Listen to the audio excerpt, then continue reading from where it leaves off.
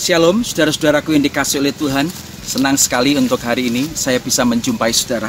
Dimanapun saudara berada, saya berharap saudara dalam kondisi yang sehat, saudara dalam kondisi yang tetap semangat untuk menjalankan aktivitas sehari-hari kita. Saudara, mari kita tunduk kepala, kita berdoa sebelum kita membaca dan merenungkan firman Tuhan. Mari kita berdoa. Bapa kami yang di surga, kami bersyukur Tuhan untuk tubuh yang sehat Tuhan berikan kepada kami. Dan pagi hari ini kami akan membaca dan merenungkan firman-Mu. Tuhan, tolonglah kami, supaya kami boleh mengerti, memahami firman-Mu. Firman-Mu boleh menguatkan, meneguhkan iman kami. Terpujilah nama-Mu. Di dalam nama Tuhan Yesus kami bersyukur, kami berdoa. Amin. Saudaraku dikasih oleh Tuhan, kita akan melanjutkan pembahasan tema besar kita, yaitu berjalan bersama Tuhan. Hari ini kita akan membahas satu topik, adakah Tuhan di tengah-tengah kita? Saudara, mari kita membuka Alkitab kita di dalam kitab Keluaran, pasal yang ke-17, ayat 1 sampai dengan ayat yang ke-7. Keluaran, pasal 17, ayat 1 sampai dengan ayat yang ke-7. Saya akan membaca ayat yang ke-7 saja. Saudara perhatikan.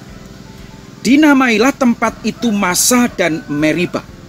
Oleh karena orang Israel telah bertengkar dan oleh karena mereka telah mencobai Tuhan dengan mengatakan, adakah Tuhan di tengah-tengah kita atau tidak? Adakah Tuhan di tengah-tengah kita atau tidak?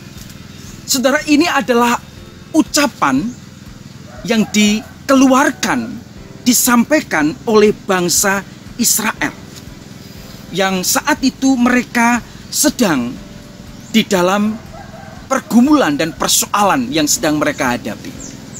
Mereka merasakan, kenapa ya kok perjalanan kita ini terus di dalam pergumulan, persoalan demi persoalan. Dari tempat persinggahan yang satu ke tempat persinggahan yang lain selalu ada persoalan. Karena itu mereka berkata, adakah Tuhan di tengah-tengah kita atau tidak? Saudara yang dikasihi oleh Tuhan, Alkitab mencatat bahwa bangsa Israel telah melanjutkan perjalanan mereka dan meninggalkan padang gurun Sin. Kemudian mereka berjalan dari tempat persinggahan ke tempat persinggahan yang lain dan sampailah mereka di Rafidim, dan mereka berkemah di Rafidim itu. Saudara, persoalan mulai muncul kembali ketika mereka sampai di Rafidim. Apa persoalan mereka? Mereka tidak dapat menemukan air untuk diminum. Di Rafidim mereka kembali nggak menemukan air, saudara. Ini persoalan kembali terulang lagi. Masalah kembali terulang lagi. Mereka tidak menemukan air di Rafidim. Padahal air menjadi kebutuhan paling pokok, paling penting pada saat mereka menempuh perjalanan di padang gurun. Sehingga mulailah bangsa Israel marah. Bangsa Israel ngomel. Bangsa Israel mulai bersungut-sungut. Mereka mulai bertengkar dengan Musa. Bahkan mereka kembali mempersalahkan Musa. Mengapa Musa memimpin mereka keluar dan meninggalkan Mesir? Mereka berpendapat bahwa Musa memimpin mereka keluar dari Mesir adalah untuk membunuh mereka di padang gurun dan membuat mereka mengalami penderitaan demi penderitaan. Mereka berkata kepada Musa, berikanlah air kepada kami supaya kami dapat minum. Oh saudara, berikan air kepada kami supaya kami dapat minum. Saudara, menghadapi bangsa Israel yang sedemikian marah itu, Musa kembali datang kepada Tuhan. Saudara, sebagai seorang pemimpin, Musa sadar bahwa bangsa Israel ternyata adalah bangsa yang tegar tengkuk, keras kepala, susah diatur, susah diarahkan, mudah berputus asa, suka bersungut-sungut, suka menggerutu, suka bertengkar, bahkan tidak segan-segan, saudara. Mereka membunuh atau melempari Musa dengan batu. Tuhan berkata kepada Musa, berjalanlah di depan bangsa itu dan bawalah beserta engkau beberapa orang dari para tua-tua Israel. Bawalah juga di tanganmu tongkatmu yang kau pakai memukul sungai Nil dan pergilah. Haruslah, kata Tuhan, kau pukul gunung batu itu, dan dari dalamnya akan keluar air, sehingga bangsa itu dapat minum. Keluaran 17 ayat 5 dan 6. Saudaraku yang dikasih oleh Tuhan, pelajaran apa yang bisa kita dapatkan dari bagian ini? Apa yang kita bisa peroleh dari kisah ini, saudara? Di dalam setiap tempat persinggahan yang dilewati bangsa Israel, selalu saja ada kesulitan, ada pergumulan yang harus mereka hadapi. Namun jika kita mau cermati dengan baik, maka kita dapat menyimpulkan bahwa dalam setiap pergumulan, dalam setiap kesulitan yang bangsa Israel temui saat itu, pasti selalu ada jalan keluarnya. Tuhan selalu bertindak, Tuhan selalu menolong bangsa Israel dalam setiap kesulitan yang mereka hadapi. Demikian pula dengan kita. Kalaupun saat ini hidup kita juga tidak mudah, kita semua memiliki pergumulan masing-masing. Namun ketika pergumulan itu datang, persoalan itu datang, sesungguhnya Tuhan telah menyediakan jalan keluar bagi kita. Saudara ingat di dalam 1 Korintus 10 ayat 13 tertulis demikian. Pada waktu kamu dicobai, Ia akan memberikan kepadamu jalan keluar sehingga kamu dapat menanggungnya. Di dalam terjemahan lain dikatakan lebih jelas lagi, saudara.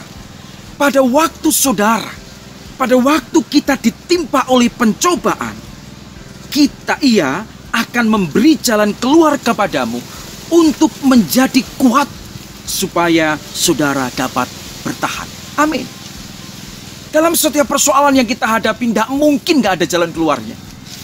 Dalam setiap apa yang kita pergumulkan, pasti ada jalan keluarnya. Saudara, ketika bangsa Israel menghadapi kesulitan dan tantangan dalam perjalanan menuju ke tanah Kanaan, mereka selalu menanggapinya dengan marah, jengkel, ngomel, saudara, bersungut-sungut, menyesal, dan ingin kembali ke Mesir dan lain sebagainya. Bahkan orang Israel bertanya, adakah Tuhan di tengah-tengah kita atau tidak? Adakah Tuhan menyertai saya atau tidak? Menyertai kita atau tidak? Kenapa? Karena bagi Israel, kalau Tuhan menyertai kita, gak mungkin terjadi peristiwa ini dan itu. Pasti peristiwanya baik-baik saja. Itu menurut orang Israel. Saudaraku yang dikasih oleh Tuhan, kadang ada orang-orang yang marah, jengkel, ngomel, saudara, bersungut-sungut ketika menghadapi kesulitan dan tantangan. Bahkan bertanya, adakah Tuhan bersama-sama dengan saya atau tidak? Adakah Tuhan menyertai saya atau tidak? Ada orang-orang Kristen yang berkata, kalau Tuhan menyertai saya, kenapa hal-hal buruk selalu saya alami? Kenapa kerugian demi kerugian selalu saya alami? Kalau Tuhan menyertai saya, hal-hal yang buruk itu tidak akan kami alami. Saudara, saya rasa orang Kristen yang demikian salah di dalam menanggapi atau mengikuti Yesus. Karena pada dasarnya, ketika kita memutuskan untuk mengikuti Yesus menjadi Kristen, bukan berarti semuanya akan lancar dan baik-baik saja. Saya mau katakan kepada saudara, perjalanan bangsa Israel menggambarkan perjalanan hidup saya dan saudara. Kita akan tetap menemui kesulitan, kita akan tetap menemui hambatan, pencobaan, pergumulan. Tetapi tahukah saudara, Tuhan tetap ada bersama dengan kita. Adakah Tuhan di tengah-tengah kita atau tidak? Jawabannya sangat sederhana. Tuhan tetap ada bersama dengan kita. Dia akan memberi kekuatan dan menolong hidup saudara. Dia akan selalu berjalan bersama saudara. Dia akan selalu menjadi pelindung saudara. Tuhan Yesus memberkati. Amin. Kita berdoa. Bapa di surga, terima kasih untuk firman-Mu hari ini. Biarlah setiap kami yang mendengar firman-Mu, kami diberkati, kami dikuatkan, diteguhkan. Walaupun hidup kami tidak mudah, perjalanan di depan kami penuh dengan kesulitan dan tantangan, tetapi Tuhan selalu akan menyertai kami. Engkau akan selalu ada bersama dengan kami. Terima kasih Tuhan. Letakkan firman-Mu di dalam hati kami masing-masing, dan teguhkanlah iman dan pengharapan kami. Terima kasih Bapa. Di dalam nama Tuhan Yesus kami bersyukur, kami berdoa. Amin.